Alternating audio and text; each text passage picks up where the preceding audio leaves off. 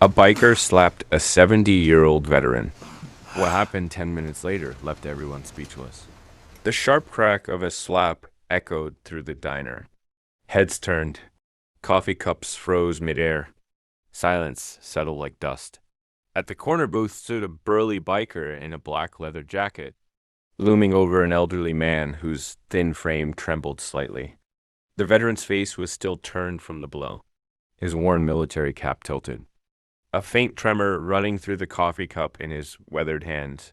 No one spoke. The biker leaned in, breath thick with whiskey. That's what happens when you disrespect the Reapers, old man. The veteran didn't move. He simply turned his head back, slow and deliberate.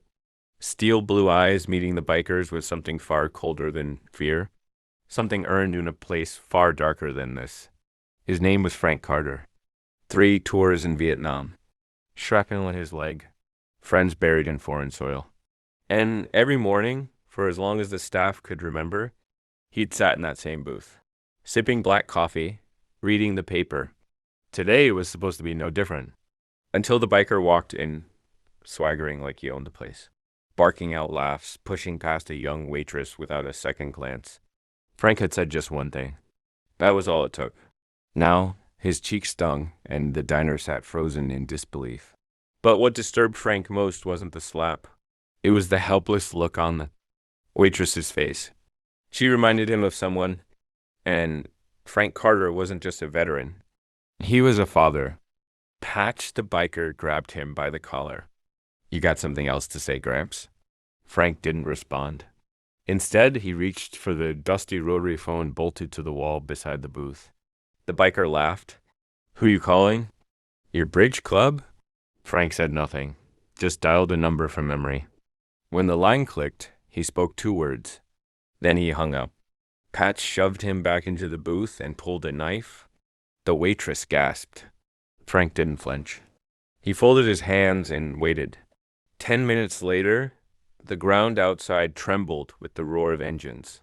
One Humvee screeched into the lot, then another, then a third. The diner's front door burst open. Captain Daniel Carter entered in full uniform, flanked by 6 armed soldiers. His gaze locked immediately onto the biker. "You assaulted a decorated veteran," Daniel said, voice like steel. "Now you answer to me." Patch lunged with the knife.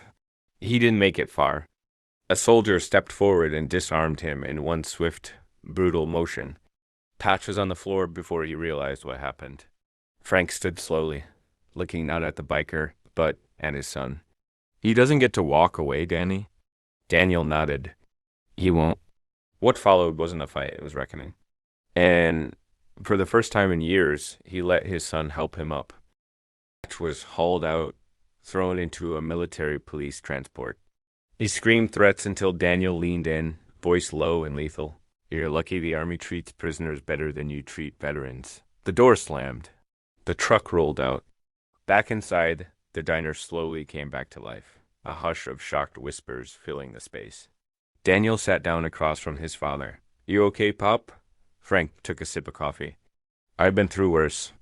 And for the first time in years, he let his son help him up. Outside, the sun shone bright, and for the first time in a long time, Frank Carter didn't feel so old. If this story touched your heart, then make sure to subscribe before you go.